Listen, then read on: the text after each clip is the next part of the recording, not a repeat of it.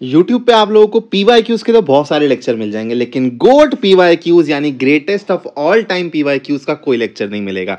जी हाँ, हम लोग ऐसे पीवाईक्यूज करने वाले हैं जो बच्चों को सबसे ज्यादा खतरनाक लगे थे।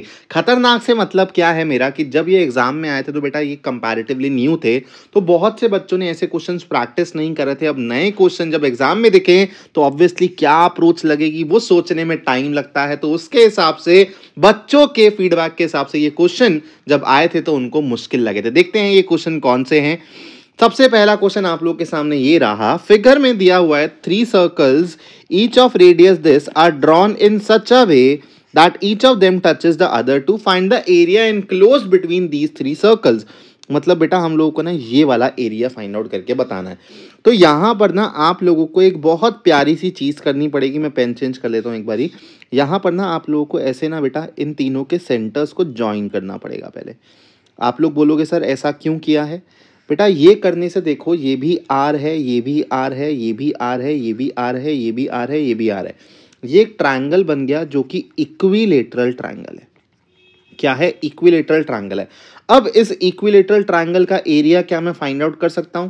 बिल्कुल कर सकता हूं, क्योंकि मेरी जो रेडियस है वो मेरे को गिवन है। इसकी साइड क्या हो जाएगी? 2r, दैट इज 7 सेंटीमीटर हो जाएगी इक्विलेटरल ट्रायंगल की साइड। तो मैं √3/4 a का स्क्वायर लगा दूंगा, मतलब √3/4 इंटू 7 लगा दूंगा। ये एरिया आ जाएगा ट्रायंगल का। ठीक है, अब उसके बाद मेरे को जो ये 3 सेक्टर्स है ना, ये वाले एरिया माइनस करने हैं ट्रायंगल में से, तो मेरे को रिक्वायर्ड शेडेड रीजन का एरिया निकल जाएगा। अब बेटा ये इक्विलेटरल ट्रायंगल है तो ये वाला एंगल क्या होगा? 60 डिग्री होगा। मतलब ये 3 जो सेक्टर्स है ना, इनका जो सेंट्रल एंगल है वो 60 डिग्री है। तो इनका एरिया क्या हो जाएगा? 3 times pi into r square into theta by 360 degree, 60/360 that is 1/6। तो बस आप लोगों को ये कैलकुलेट करना है, ये कैलकुलेट करना है, और इन दोनों को आपस में क्या कर देना है बच्चा? माइनस कर देना है। तो आप लोगों को शेडेड रीजन का एरिया मिल जाएगा। That's your answer. चलो बढ़ते हैं नेक्स्ट क्वेश्चन की तरफ। बहुत लाजवाब सवाल है बेटा। मैं आप लोगों को जो ये क्वेश्चन जिस कॉन्सेप्ट से कराने वाला हूं, आपको ऐसा कॉन्सेप्ट ना किसी बुक में भी नहीं मिलेगा। ध्यान से देखना। एक फिगर दी हुई है, again a right angle triangle ABC circumscribes a circle of radius r if AB and BC are of length 8 centimeter and 6 centimeter, find the value of r। देखो इसका एक ना अप्रोच मैं आपको बता देता हूँ कौन सा है। आप ना ऐसे करोगे, यहाँ पर तीनों के तीनों वर्टेक्स से सेंटर पॉइंट को मिलाओगे। फिर आप लोगों को ये जो 3 ट्राइंगल दिख रहे हैं ना, कौन कौन से? एक तो बेटा ये वाला ट्राइंगल, एक ये वाला ट्राइंगल, और एक ये वाला ट्राइंगल। आप हर जगह देखोगे कि आपको ऐसे परपेंडिकुलर दिख जाएगा, और हर जगह परपेंडिकुलर क्या है? आर के बराबर है। तो आप half into base into height लगा के इन तीनों ट्राइंगल्स का एरिया लिखोगे और उसको ये बड़े वाले ट्राइंगल के एरिया से इक्वेट कर दोगे। लेकिन ये मेथड है बेटा बहुत पुराना। मैं आप लोगों को एक बहुत गजब मेथड बताता हूँ, ध्यान से सुनना।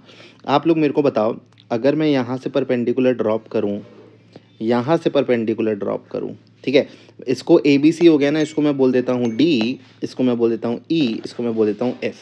तो क्या जो ये BDOF है, क्या ये एक स्क्वायर है बच्चों? आप लोग बोलोगे चलो सर सोचते हैं, सारे एंगल्स तो 90 डिग्री दिख रहे हैं और ये वाली साइड इसके बराबर है, बिकॉज एक एक्सटर्नल पॉइंट से 2 टैंजेंट खींची गई हैं, तो उनकी जो लेंथ होगी वो इक्वल होगी। Hence yes, it is a square. तो आप लोग देखो ये ऐसा स्क्वायर है जिसकी साइड लेंथ क्या है बेटा? R है। तो अगर BD मेरी R हो गई बेटा, तो DC मेरी क्या हो जाएगी? क्योंकि आप लोगों को दिया हुआ है BC किसके बराबर है बेटा? 6 के बराबर है। ये कंप्लीट 6 के बराबर है। ये अगर R है तो मेरा DC क्या हो जाएगा? 6 - x। अगर मेरा CD बेटा 6 - x है तो CE भी मेरा 6 - x हो जाएगा due to property of tangents. अब बेटा ये मेरा 6 - x है और पूरा का पूरा AC। देखो बेटा ये आपका कितना है? ये है 8 के बराबर, ये है 6 के बराबर। तो अगर आप पाइथागोरस थ्योरम लगाओगे ना तो आपको पता चल जाएगा कि ये वाली लेंथ किसके बराबर है बेटा? 10 के बराबर है। ठीक है, पाइथागोरस थ्योरम लगा के हम ये निकाल सकते हैं। तो अगर ये वाला पोर्शन 6 - x है तो ये वाला पोर्शन कितना हो जाएगा? 10 - 6 - x। मतलब ऐसे करोगे बेटा तो ये हो जाएगा 10 - 6 + x, दैट इज 4 + x। तो ये अगर 4 + x है बच्चों तो ये भी 4 + x हो जाएगा। अब ये अगर 4 प्लस एक्स है तो ये कितना हो जाएगा, बिकॉज ये पूरा का पूरा बेटा 8 है, तो ये हो जाएगा 8 minus 4 plus x, that is 4 minus x. तो अब मेरे को बताओ due to property of tangent क्या बी एफ और बी डी बराबर होंगे? आपने निकाल लिया 4 माइनस एक्स और बी डी क्या था आपका एक्स या फिर आर, ठीक है। तो एक काम करो, ये एक्स की जगह ना हर जगह आर लिख लो, आई एम सॉरी, ठीक है। वहाँ पर क्योंकि हमने आर लिया है तो हर जगह आप लोगों का आर हो जाएगा। तो 4 minus r is equal to r, तो यहाँ से 2r की वैल्यू आई आपके पास कितनी 4, तो r की वैल्यू क्या आ गई 2। This is your correct answer. तो आप लोग इस क्वेश्चन को ना बिना पेन उठाए कर सकते हो अगर आप लोग ऐसी अप्रोचेस जानते हो।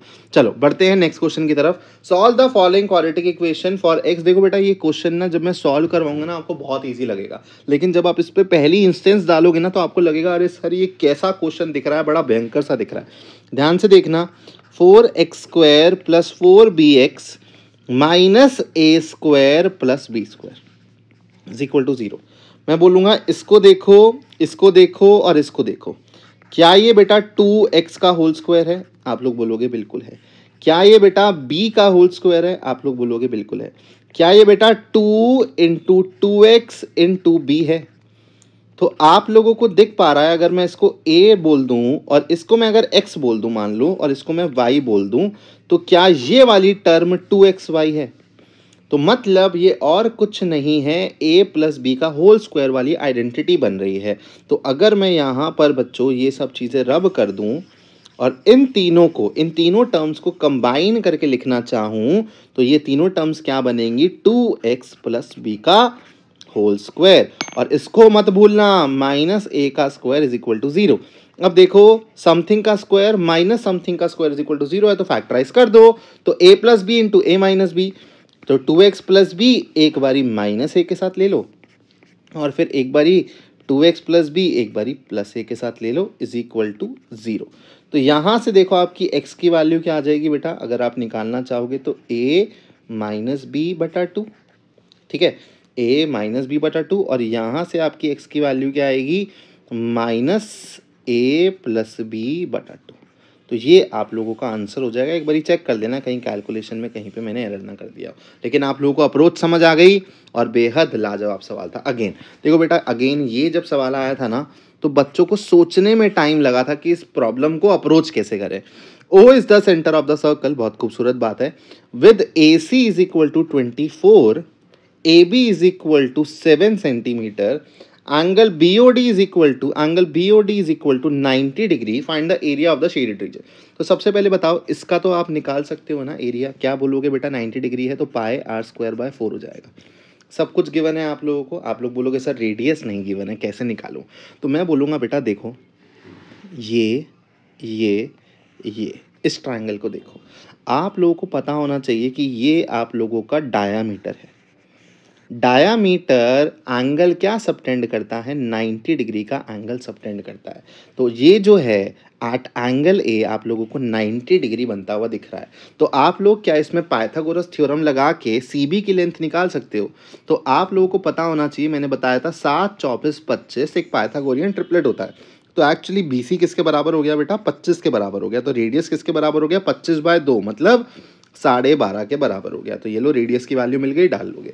अब ये वाला एरिया कैसे निकालेंगे, तो आप लोग को पता है कि ये सेमी सर्कल का एरिया निकाल लेता हूँ, दैट मीन्स पाई r²/2, और उसमें से माइनस कर दूंगा एरिया ऑफ ट्राइंगल मतलब half into base into height.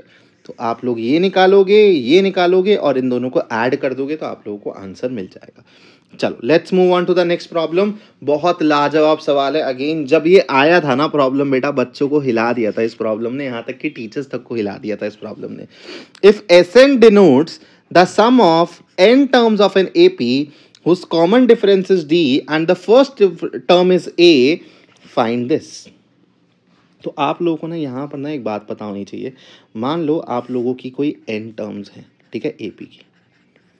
आप लोग जब इन n टर्म्स का बेटा सम लेते हो, सम ऑफ फर्स्ट n टर्म्स लेते हो, यहाँ से लेके यहाँ तक सारी टर्म्स को ऐड कर दोगे, अपने पॉकेट में डालते रहोगे, तो वो Sn निकलता है। फिर अगर आप n टर्म्स ना लेके बच्चा n-1 टर्म्स लेते हो, क्या लेते हो n-1 टर्म्स लेते हो, और अब इनका सम करते हो, तो ये ऑब्वियस सी बात है sum of first n-1 terms है। आप लोग मेरे को बता सकते हो कि sum of first n minus one terms में और सम ऑफ n टर्म्स में फ़र्क क्या है? कि यहाँ पर आपने n माइनस वन टर्म्स ली थी, यहाँ पर आपने n टर्म्स ली हैं सम निकालने के लिए।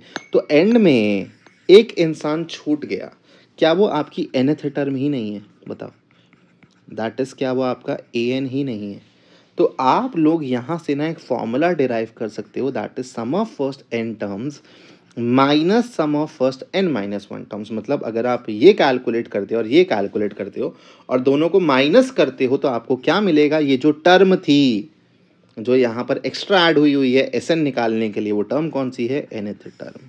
बस इसी फॉर्मूले का हम लोग इसमें यूज़ करने वाले हैं। तो देखो आप लोगों को एस एन दिख रहा है, एस एन माइनस वन दिख रहा है, यहाँ से आप लोगों को हिंट दिखेगा। तो आप लोगों को चाहे ऐसे दिखे, आप लोगों को देखो यहाँ से ना इस फॉर्मूले को मैं थोड़ा सा और आगे बढ़ा सकता हूँ कि अगर मैं S N minus one minus S N minus two कर पाऊँ, तो अब आपको पता है कि ये क्या है? Sum of first n minus two terms, और ये क्या है बच्चों? Sum of first n minus one terms. तो कौन बचेगा जब डिफरेंस लूंगा? n माइनस वन टर्म बचेगा। तो यहाँ पर जो s के नीचे होता है ना, वही यहाँ पर a के नीचे होता है, ध्यान रखना। तो आप लोग यहाँ से अगर बीच वाली टर्म को स्प्लिट कर दो और ऐसे लिख दो, two S N minus one है ना, तो S N minus one minus S N minus one plus S N minus two. तो आप मेरे को बताओ ये किसके बराबर है? nth टर्म के बराबर है। अब यहाँ पर अगर मैं माइनस साइन कॉमन ले लूँ बच्चों, तो क्या ये S N minus one minus S N minus two बचेगा? और ये यही है, मतलब minus n minus oneth term. अब मेरे को बताओ आगे वाली टर्म माइनस पीछे वाली टर्म किसके बराबर होता है? कॉमन डिफरेंस के बराबर होता है भाई। तो आप लोगों का इस इतने भयंकर क्वेश्चन का आंसर पता है क्या है? Common difference, that is D.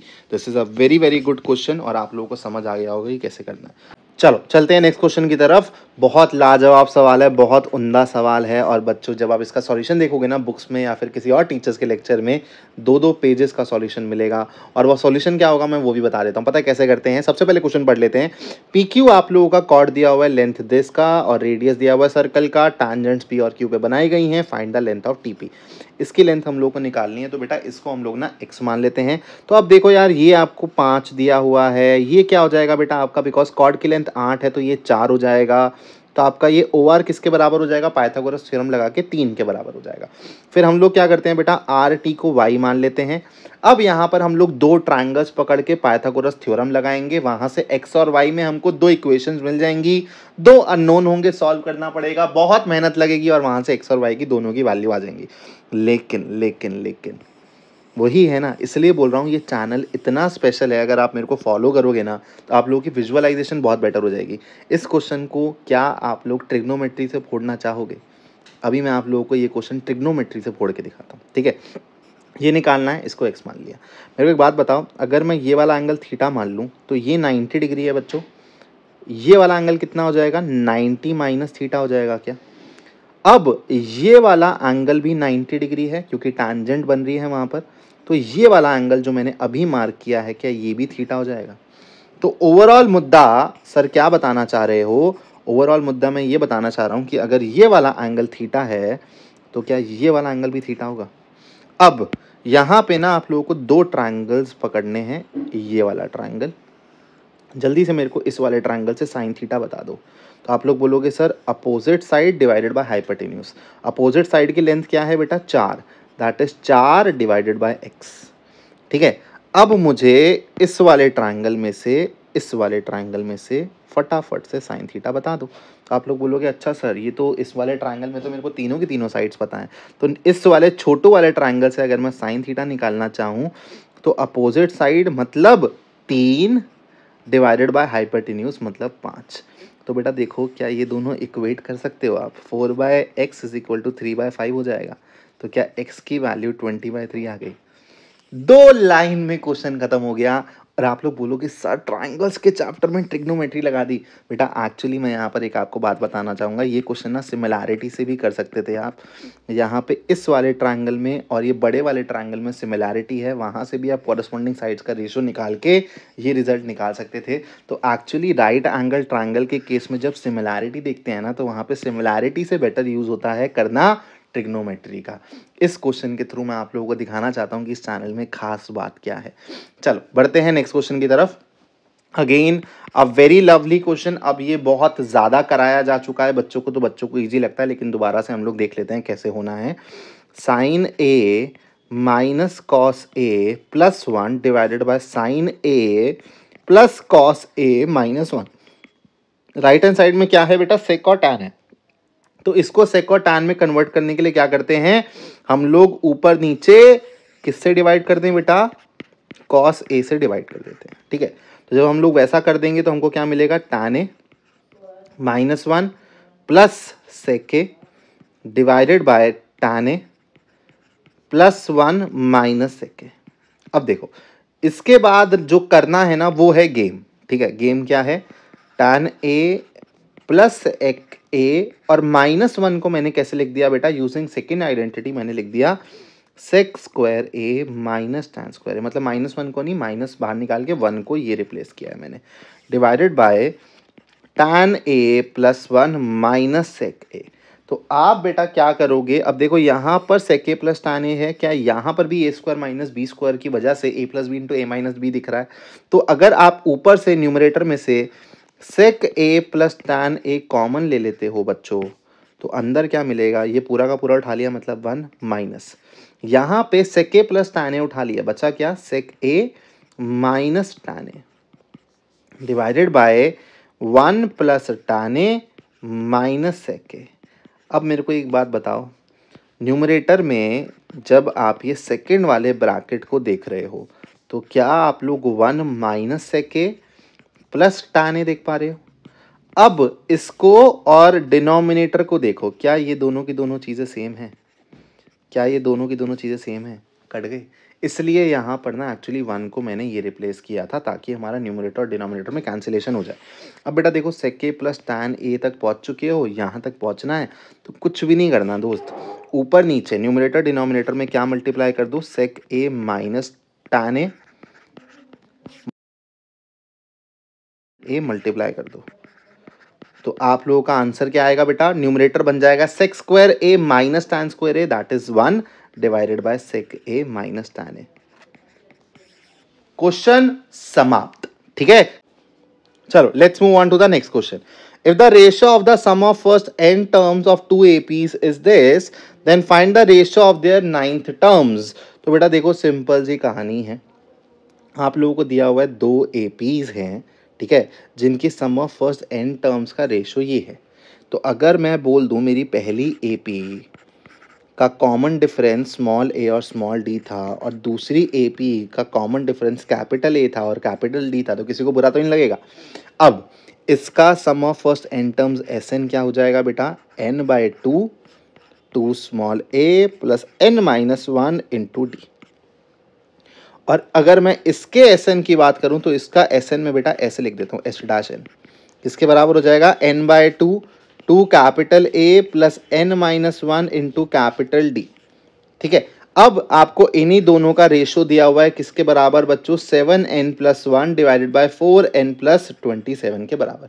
और निकालना क्या है, ratio of their ninth terms, मतलब a plus 8d divided by capital A plus 8 into capital D, ये निकालना है। तो सबसे पहले तो देखो आप लोग ये काट सकते हो, आप लोग बोलोगे सर ये दो भी तो काट सकते हो, क्यों नहीं काटा। तो मैं आप लोगों को बोलना चाहूँगा और ये चीज़ ऑब्जर्व करो, जब भी आप सम ऑफ n टर्म्स का रेशो लेते हो ना, तो आपके जो a के बगल में होता है, फर्स्ट टर्म के बगल में होता है 2 होता है, लेकिन हमने पहुँचना कहाँ है, ratio of their ninth term तक, और यहाँ पर a के बगल में क्या है बेटा, 1 है। तो सबसे पहले जो ये 2 है ना, ये हमको गायब करना पड़ेगा, तभी हम लोग यहाँ तक पहुँच पाएंगे। तो इस 2 को गायब करने के लिए मैंने इस 2 को ना भी बख्श दिया और इस 2 को अंदर भेज दूंगा। तो आप लोग बताओ मेरा S N divided by S dash N क्या बन जाएगा। अगर इस 2 को मैं अंदर भेज दूं तो आप लोग बोलोगे सर 2a/2 मतलब a plus n minus one divided by 2 d divided by capital A plus again n minus one divided by 2 capital D is equal to 7n plus one divided by 4n plus 27। अब बेटा इसको देखो सिर्फ और सिर्फ, और इसको देखो, क्या स्मॉल a दिख रहा है, नीचे कैपिटल A दिख रहा है, स्मॉल डी कैपिटल D, और ये जो n minus one by two है इसकी जगह पे क्या चाहिए अपने को बेटा, 8 चाहिए। तो ये कब आएगा, जब मैं n की जगह 8 इंटू टू 16 प्लस 1 17 डाल दूँ। तो आप लोग यहां पर ना लेफ्ट हैंड साइड और राइट हैंड साइड में क्या करो, n की जगह 17 डाल दो। तो देखो लेफ्ट हैंड साइड क्या बन जाएगा, a plus 17 minus 1 that is 16 divided by 2। देखो जो हमको चाहिए था हमने वो बना लिया, देख के कि कैसे कन्वर्ट होगा। This will be equal to 7 into 17 plus 1 divide में 4 इंटू 17 प्लस 1। ये आप कैलकुलेट करोगे और यही आपका आंसर हो जाएगा बच्चों। चलो let's move on to the next question. The houses in a row numbered consecutively from 1 to 49। तो बेटा ऐसे ना घर हैं, ठीक है, एक रो के अंदर, और कितने घर हैं, 49 घर हैं, ठीक है। ये 49th नंबर पे आ रहा है। Show that there exist a value of x such that the sum of the houses preceding the house number x। मान लो कोई यहां पर हाउस है जिसका नंबर है x, तो इससे पहले वाले जो घर हैं, ठीक है, इनका जो सम है, मतलब sum of first x minus 1 members is equal to the sum of the number of houses following x। इसके बाद वाले घर है ना, उनके जो सम है उसके बराबर है। तो बेटा ये x को इंक्लूड नहीं करना, ध्यान रखना। तो sum of first x minus 1 numbers according to the question should be equal to the sum of the houses और the numbers that will be after this house x। तो बेटा एक सिंपल सी बात बताओ, ये चीज मैं कैसे निकाल सकता हूं? क्या मैं पूरा निकाल के इतना माइनस कर दूं तो ये मिल जाएगा क्या? तो कुछ नहीं भाई, तो आप लोग को समझ आ गया सर, पहले पूरा सम ऑफ फर्स्ट 49 टर्म्स निकाल लो, उसमें से क्या करो, सम ऑफ फर्स्ट x माइनस कर दो, तो ये आप लोगों की इक्वेशन बनेगी। अब आप लोग यार सम का फॉर्मूला जानते हो, वैल्यूज पुट करो, आप लोगों को आंसर मिल जाएगा बहुत इजीली। चलो बढ़ते हैं नेक्स्ट क्वेश्चन की तरफ। ये बेटा अगेन जब आया था तो बच्चों को बहुत डिफिकल्ट लगा था, बच्चों को सोचने में टाइम लगा था, लेकिन क्वेश्चन बहुत ईजी है, ध्यान से देखना कैसे होगा। In figure 7, two equal circles with center O and O dash touch each other at x. O dash को प्रोड्यूस किया गया है to meet the circle at A. AC is a tangent to the circle with center O at the point O dash D is perpendicular to AC. Find the value of DO dash divided by CO. क्या है? DO dash divided by CO निकालना। बेटा अगर ये perpendicular तो ये भी perpendicular है, बताओ। और ये वाला जो एंगल है वो इस वाले ट्रायंगल में भी और ये बड़े वाले ट्रायंगल में भी कॉमन है। तो आप लोगों को दिखा कैसे उसने सर्कल्स और ट्रायंगल्स को मिक्स कर दिया, सिमिलैरिटी को मिक्स कर दिया, कितने खूबसूरत तरीके से। तो अब बेटा मेरे को एक बात बताओ, उसने बोला है कि क्या है, इक्वल सर्कल्स, मतलब रेडियस इक्वल है। तो अगर ये आर, ये भी आर, ये भी आर, सिंपल सी कहानी। तो मेरे को एक सिंपल सी बात बताओ, अगर यहाँ पर आप सिमिलैरिटी लगाते हो इन दोनों ट्रायंगल्स में, तो ओ डैश डी या फिर D O dash divided by C O किसके बराबर होगा, this divided by this whole, that is A O dash divided by A O. तो जल्दी से बताओ ए ओ डैश किसके बराबर है? अगर मैं आर ले लेता हूँ तो ए ओ किसके बराबर हो जाएगा, 3r। मतलब इसका आंसर क्या है, 1/3। आप लोगों को लग रहा होगा ना सर इसने तो कुछ इन्फॉर्मेशन नहीं दी, रेशो लिया हुआ है, कैसे निकालेंगे? तो देखो कितना सरल सवाल था अगर आपके कॉन्सेप्ट स्ट्रांग है तो। चलो अब बेटा ये लास्ट सवाल है, लेकिन ये आप लोगों को खुद करना है। This is a task for you guys. आप लोग इसको सॉल्व करिए, और अगर इसका सॉल्यूशन चाहिए तो आप लोग एक टेलीग्राम ग्रुप का लिंक है बेटा, ठीक है, डिस्क्रिप्शन में भी मिल जाएगा, आप लोगों को पिंड कमेंट्स में मिल जाएगा, उसको ज्वाइन करो। इसकी पीडीएफ भी मैं वहाँ पे भेज दूंगा, और ये क्वेश्चन डिस्कशन भी हम लोग वहाँ पे कर लेंगे after this session. Thank you so much for watching this video till the end. जय हिंद।